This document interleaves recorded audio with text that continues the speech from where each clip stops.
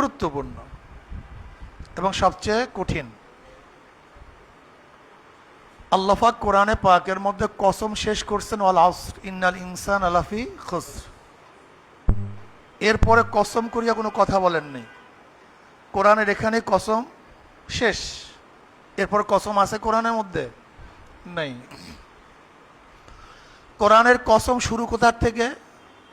ফালা ওয়া রাব্বিকা লা ইউমিনুনা হাত্তা ইউহাক্কিমুকা ফীমা শাজারা বাইনাহুম সুম্মা লা ইয়াজিদু ফি আনফুসিহিম হারাজাম মিম্মা কাযাইতা ওয়া ইউসাল্লিমু তাসলিমা। এখান থেকে কোরআনের কসম শুরু। এর আগে কোরআন কসম করে নেই। কোরআন এখানেই প্রথম কসম করছে, এর আগে কোরআন কসম করে নেই। কোরআনের কসম শেষ হল আসর, এরপরে কোরআন কসম করে নেই। মাঝখানে কসম করিয়া কোরআন বহুত কথা বলছে। ওয়াদ-দুহা ওয়াল-লাইলি ইযা সাজা ওয়াত-তিনি ওয়াজ-যাইতুনি ওয়া তুরি সিনিনা ওয়াল-লাইলি ইযা ইয়াগশা, এরকম বহুত কসম কোরআন করছে। কসম কেন করা হয়? কথাকে শক্তিশালী করার জন্য, মজবুত করার জন্য, সত্যায়ন করার জন্য, গুরুত্ব দেওয়ার জন্য। নাকি আব্বা আল্লাহর কসম আমি কাজ করিনি, ওস্তাদ যে আল্লাহর কসম আমি কাজ। তা কসম করা কেন হয়? কথাকে সত্যায়ন করার জন্য, গুরুত্ব দেওয়ার জন্য, মজবুত করার জন্য। আল্লাহ পাক সবচেয়ে বেশি কসম করছেন কোন বয়ান করার আগে? সবচেয়ে বেশি কসম করছেন কদ আফলাহা মান যাক্কাহা ওয়া কদ খাবা মান দাসসাহা। এই বয়ান করার আগে কোরআন প্রায় 9টা কসম করছে। ওয়াশ-শামসি ওয়া দুহাহা ওয়াল কমারি ইযা তালাহা ওয়ান নাহারি ইযা জাল্লাহা ওয়াল লাইলি ইযা ইয়াগশাহা ওয়াস সামাই ওয়া মা বানাহা ওয়াল আরদি ওয়া মা তুহাহা ওয়া নাফসি ওয়া মা সাওয়াহা ফাআলহামাহা ফুজুরাহা ওয়া তাকওয়াহা। এরপর বলছেন কি? এতগুলি কসমের পরে কোরআন বলতেছে কদ আফলাহা, কদ তাহকিকের জন্য, সফল কাম হয়ে গেছে, হবে না। কদ আফলাহা মান যাক্কাহা, যে ব্যক্তি আত্মাকে পবিত্র করতে পারছে সে ব্যক্তি সফল কাম হয়ে গেছে। যে আত্মাকে পবিত্র করতে পারে নাই সে ধ্বংস হয়ে গেছে। এখন বলেন তো কোরআন এতগুলো কসম কেন করছে? যে আত্মাকে পবিত্র করা সবচেয়ে কঠিন, সবচেয়ে জটিল এবং সবচেয়ে গুরুত্বপূর্ণ। এর চেয়ে কোনো গুরুত্বপূর্ণ জিনিস নেই, এর চেয়ে কঠিনও কোনো জিনিস নেই। বুখারী শরীফের রওয়ায়াত আছে, দেখছেন কিয়ামতের ময়দান আল্লাহ পাক এক শহীদকে ডাকবে। শহীদ এদিকে কি করছো? আল্লাহ পাক সমস্ত ইনামাত তার সামনে উপস্থাপন করে, আমি তোমাকে এই এই নিয়ামত দিছি, এই নিয়ামত দিছি, এই নিয়ামত দিছি। মোকাবেলায় কি করছো? সে কি বলবে? আল্লাহ তোমার রাস্তায় গলা কাটায় দিস। আল্লাহ পাক কি বলবেন? দেখ তোকে সবাই শহীদ দেখছে, কিন্তু আমি তোর কলবের দিকে তাকানো ছিলাম। ও আসিরু কাওলাকুম আফিসহারু বিহি ইন্নাহু আলিমুম বিযাতিস সুদূর ইন্নাল্লাহা লা ইয়ানজুরু ইলা সুওয়ারিকুম ওয়া আমওয়ালিকুম ওয়ালাকিন ইয়ানজুরু ইলা নিয়্যাতিকুম ওয়া কুলুবিকুম। আল্লাহ পাক কোন দিকে তাকান? কলবের। আমি তোর কলবের দিকে তাকানো ছিলাম। সবাই তোকে শহীদ দেখছে, কিন্তু আমি দেখছি তুই যুদ্ধ করছিস সুজাতের জন্য, গনিমতের মালের জন্য, চাকরি পদোন্নতির জন্য, তোর আলোচনা সব জায়গায় ছড়িয়ে পড়বে এর জন্য। আমি তোর কলবের দিকে তাকানো ছিলাম, তুই আমার জন্য আমার রাস্তায় কাজ করো নেই। আল্লাহ পাক কি বলবেন? এই ফেরেশতাকে ধর, ওকে ধর, হাত পার্বতে জাহান্নামের শিকার লাগা, উব্বুর কর, টানতে টানে জাহান্নামে নিক্ষেপ কর। হইছে শহীদ, কিন্তু জান্নাতি না জাহান্নামী? কেন? কথা বলেন। সব ঠিক ছিল, ওর সুজাত, বিরক্ত, ত্যাগ সব ঠিক ছিল, কিন্তু কলবটা পরিষ্কার ছিল না। আল্লাহ পাক দ্বিতীয় ব্যক্তি, এই রওয়ায়াতের মধ্যে আছে, দ্বিতীয় ব্যক্তি ডাকবে, এই মুহাদ্দিস সাহেব এদিকে আসো, মুফতি সাহেব এদিকে আসো, পীর সাহেব এদিকে আসো, আলেম কি করছো? আল্লাহ দুনিয়ার সমস্ত ইলমকে বাদ দিয়ে আমি তোমার দ্বীনে ইলম অর্জন করছি, মুহাদ্দিস হইছি, হাদিস পড়ছি, তাফসীর পড়ছি, তুমি আমাকে মেধা দিছো। আমি জজ হতে পারতাম, চিফ জাস্টিস হতে পারতাম, প্রধান সেনাপতি হতে পারতাম, সব কিছু বাদ দিছি, আমি দ্বীনে ইলম অর্জন করছি, আলেম হইছি। আল্লাহ বলবেন আমি জানি কেন আলেম হইছি, তোকে মানুষ প্রশংসা করবে, তারিফ করবে, হাদিয়া দিবে, তওবা দিবে, সম্মান ইজ্জত করবে। পেয়ে গেছো দুনিয়াতে, আমার কাছে কিছু না। আল্লাহ পাক বলে ধর, ওকে ধর, হাত পার মধ্যে জাহান্নামের শিকার লাগা, টানতে টানতে জাহান্নামে নিক্ষেপ কর। হইছে আলেম, জান্নাতি না জাহান্নামী? কি ঠিক ছিল না? আল্লাহ পাক তৃতীয় ডাকবেন দানশীল দানবীরকে, এদিকে মানে আমাদের উপস্থাপন করবেন। কি করছো? বলে আল্লাহ তুমি পছন্দ করো এমন কোন খাত নাই যেই খাতে আমি ব্যয় করি নাই। যাত্রায় না, স্কোয়াটারে নয়, থিয়েটারে নয়, গুনার কাজে ব্যয় করি নাই। তুমি পছন্দ করে এমন কোন খাত নাই যেই খাতে আমি ব্যয় করি নাই। আল্লাহ বলবেন আমি জানি কেন ব্যয় করছি। মানুষ তোকে প্রশংসা করবে, দানবীর বলবে, সকেই বলবে, তোর প্রশংসায় মানুষ পঞ্চমুখ হয়ে যাবে, এর জন্য দান করছি। আমার কাছে কিছু না, ওকে ধর, ওর হাত পার মধ্যে জাহান্নামের শিকার লাগা, টানতে টানতে জাহান্নামে নিক্ষেপ কর। করছে দান, জান্নাতি না জাহান্নামী? কি ঠিক ছিল না? কথাটা বুঝাতে পারিনি। এখন বলেন তো কলব সাফ করা কি প্রয়োজন? যাই হোক, এই ব্যাপক ব্যাখ্যা দেওয়ার সময় নেই। হাকিমুন নফস হযরত আছেন, তিনি ব্যাখ্যা দিবেন। আমি যেটা বলতেছিলাম, কলবকে সাফ করা সবচেয়ে কঠিন এবং জটিল। এই যে তোলাবন আমরা নামাজ পড়ি, ওলামায়ে কেরাম নামাজ পড়ি না? আচ্ছা, ফাওয়াইলুল লিল মুসাল্লিন আল্লাযীনা হুম আন সালাতিহিম সাহুন আল্লাযীনা হুম ইউরাউনা ওয়া ইয়ামনাউনাল মাউন। যদি আল্লাহর জন্য নামাজ না পড়ে, ওই নামাজিকে জান্নাতি নেবে না জাহান্নামী নেবে? আচ্ছা, ইমাম সাহেব যখন ইমামতি করে তখন তার নামাজের হালাত কি? ইমাম সাহেব যখন ইমামতি করে কত সুন্দর কেরাত, টানে, মনে হয় যেন ফাটায়া ফেলাইব, ওরা টান, কত সুন্দর কিয়াম, কত সুন্দর রুকু, কত সুন্দর সাজদা। কিন্তু ইমাম সাহেব যখন মসজিদের বাহিরে রুমে একা নামাজ পড়ে তখন নামাজের অবস্থাটা কি বলেন তো? তা মসজিদে কার সামনে দাঁড়াইছিলেন? আর রুমের মধ্যে? তা মসজিদের নামাজ এত সুন্দর, রুমের নামাজ খারাপ কেন? আপনি জানিই না আপনি কখন রিয়া আপনার মধ্যে চলে আসছে, আপনি জানিই না। আমি আগেই বলছি এটা খুব সূক্ষ্ম এবং তীক্ষ্ণ, এটা সূক্ষ্ম এবং তীক্ষ্ণ এবং কঠিন মাসালা। তোলাবারা বাড়িতে গিয়া নামাজ পড়ো আর মাদ্রাসা নামাজ এক না ভিন্ন? কেন? বাড়িতে কে ছিল? আল্লাহ। আর মসজিদে কে ছিল, মাদ্রাসায় কে ছিল? আল্লাহ। তা ভিন্ন কেন? তার মানে তুমি ওস্তাদের ভয়ে নামাজ পড়ছো, তোমার খানা বন্ধ হওয়ার জন্য নামাজ পড়ছো, তুমি আল্লাহর জন্য নামাজ পড়ো নাই। তুমি জানোই না কখন তোমার মধ্যে রিয়া চলে আসছে, তোমার জানাই নেই, তুমি খবরও নাও নাই রিয়া কখন আসছে, তোমার খবর নেই।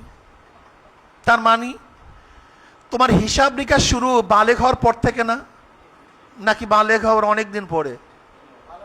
তার মানে প্রত্যেকটা তোলাবা যারা বালেগ হয়েছে তাদের নামাজের হালাত কি? বাড়ির নামাজ, মাদ্রাসার নামাজ, খানা বন্দার নামাজ, মাদ্রাসার পিটাবার নামাজ, পিটান খাওয়ার নামাজ, কি পার্থক্য আছে কি নেই? এখন দেখেন তো কয়জনে আছে ঠিক, কয়জনে ঠিক নাই, একটু খেয়াল করে দেখেন তো। আমি তো ধরা খাইছি আগে, আপনাদের অবস্থা আমি জানি না, আমি নিজে ধরা খাইছি। তার মানিটা কি? আত্মশুদ্ধি করা সবচেয়ে কঠিন এবং জটিল, এবং এটা চিহ্নিত করা খুব কঠিন রোগ, যে কোনো ল্যাবরেটরিতে ধরা পড়ে না। সব রোগ সব ল্যাবরেটরিতে ধরা পড়ে না।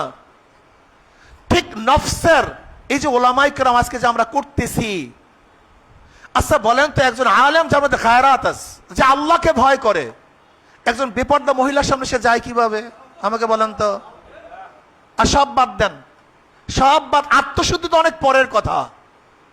যার মধ্যে গায়রাত আছে, আল্লাহকে ভয় করে, সে একজন বেপর্দা মহিলার সামনে নিয়ে মিছিল করে কিভাবে?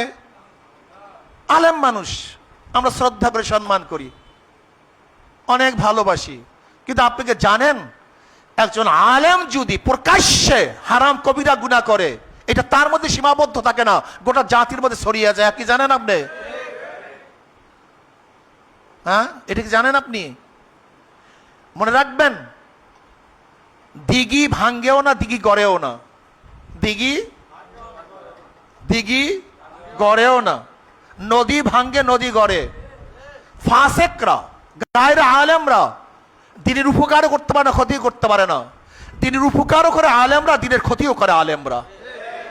হাজারো প্রফেসররা, হাজারো ডক্টররা যদি ইসলামের খেলাফ কাজ করে দলিল হয় না।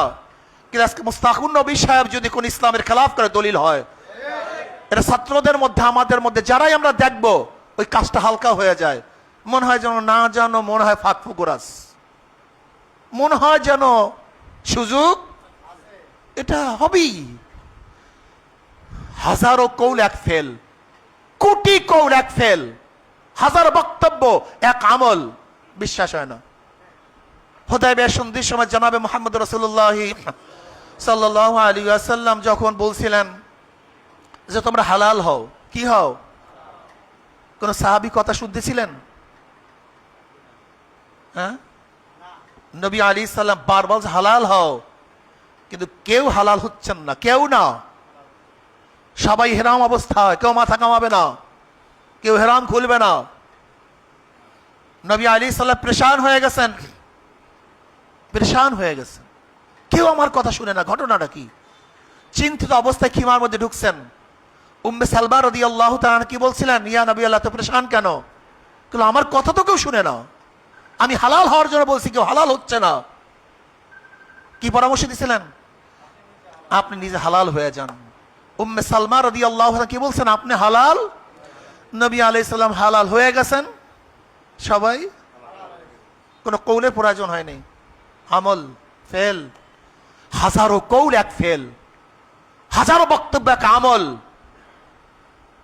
মারাত্মক। কাবুরা মাকতান ইনদাল্লাহি আন তাকুলু মা লা তাফআলুন। আমি আশ্চর্য হয়ে যাই ওলামায়ে কেরাম যারা তাজকিয়ার বয়ান করি, আমি আশ্চর্য হয়ে যাই ওলামায়ে কেরাম যারা তাজকিয়ার বয়ান করি। আচ্ছা বলেন তো, এক রাবি 1 লক্ষ হাদিস বয়ান করছে। কত লক্ষ? জীবনে একবার মিথ্যা প্রকাশ হয়েছে, কয়বার? এই 1 লক্ষ হাদিস কি হবে বলেন না কেন? সব বাদ, সব মওযু হয়ে যাবে। জীবনে একবার এক রাবি 1 লক্ষ হাদিস বয়ান করবেন, জীবনে একবার যদি তার থেকে মিথ্যা প্রকাশ হয়, এই 1 লক্ষ হাদিস সব মওযু। অথচ আমাদের ওলামাদের থেকে হাজারো মিথ্যা প্রকাশ হয়, এরপরে মাথায় নিয়া এই বিশাল আল্লামা। আমাদের বড় সমস্যা হলাম আমরা একজন চোর ডাকাত যখন আমরা জেলখানায় ঢুকি, বের হওয়ার সময় ফুলের মালা দেই, যদি জুতার মালা দিতাম তাহলে দ্বিতীয়বার কোন নেতা অন্যায় করতো না। আমি আলেম, আমি খারাপ কাজ করার পরে আমাকে প্রত্যাখ্যান করতেন, তাহলে দ্বিতীয়বার কোন আলেম খারাপ কাজ করতো না। কিন্তু আমরা কি করি? আমরা হাজারো আকাম কুকাম করার পর, আরে আল্লামা বিশাল এলেম। শয়তানের তো এলেম বহুত, শয়তানের চেয়ে বড় এলেম কার আছে আমি তো জানি না, কারো আছে কিনা আমার জানা নাই। শয়তানের চেয়ে বেশি এলেম কার আছে?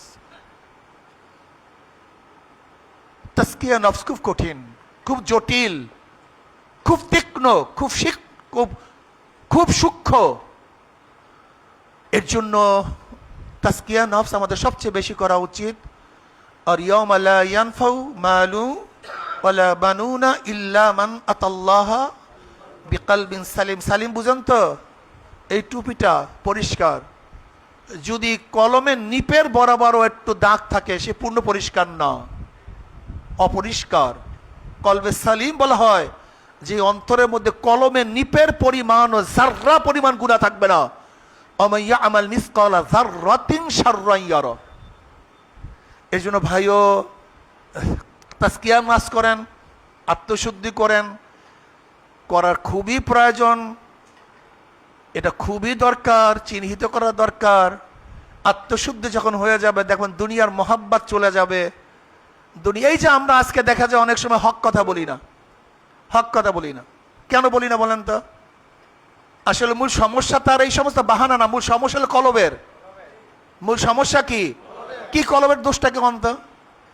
যদি উনি বিভিন্ন বয়ান করে, আসলে ওনার মূল বয়ান হলো আমি এই কথা বললে আমার চাকরি থাকবে না, আমার এই দরবার থাকবে না, আমার পীরবুজি থাকবে না, আমার মাদ্রাসার মুহাদ্দিসগিরি থাকবে না, মুফতিগিরি থাকবে না, আমার এই ক্ষতি হবে সেই ক্ষতি হবে। এটা মূল, ওনার নিজের খবর নেই, কিন্তু বাহানা দিবে আমি কথা বলি না কেন, এই কারণে।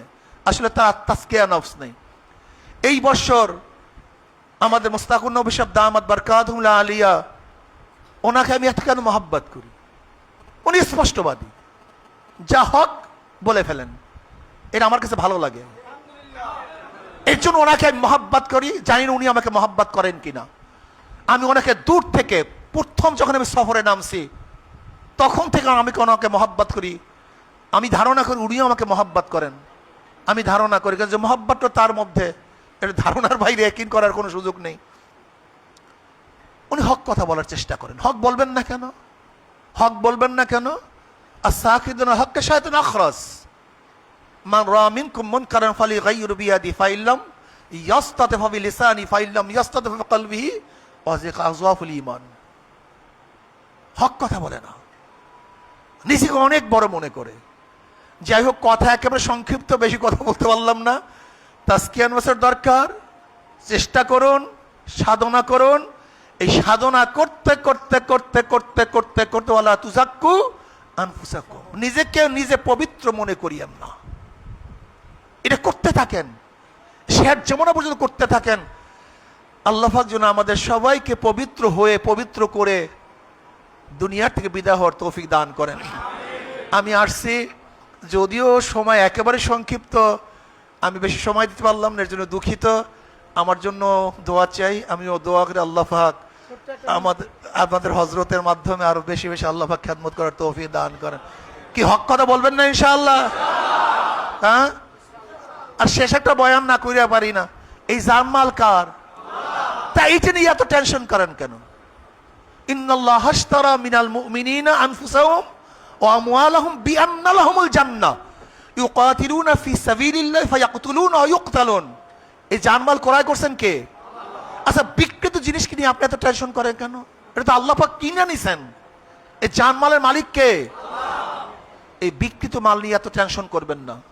আল্লাহর রাস্তায় উৎসর্গ করিয়া দেন, বাতিলের মোকাবেলা করুন, হকের আওয়াজ তুলুন।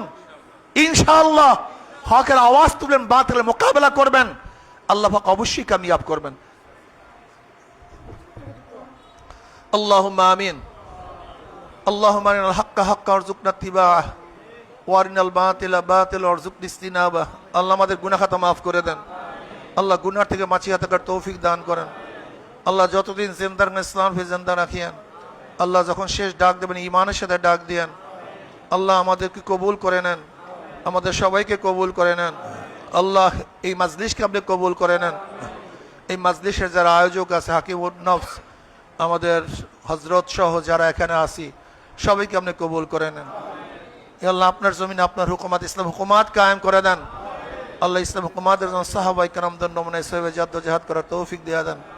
রব্বিরহামহুমা কামা রব্বায়ানি সগীরা। সুবহান রাব্বিকা রাব্বিল ইজ্জাতি আম্মা ইয়াসিফুন, সালামুন আলাল মুরসালিন।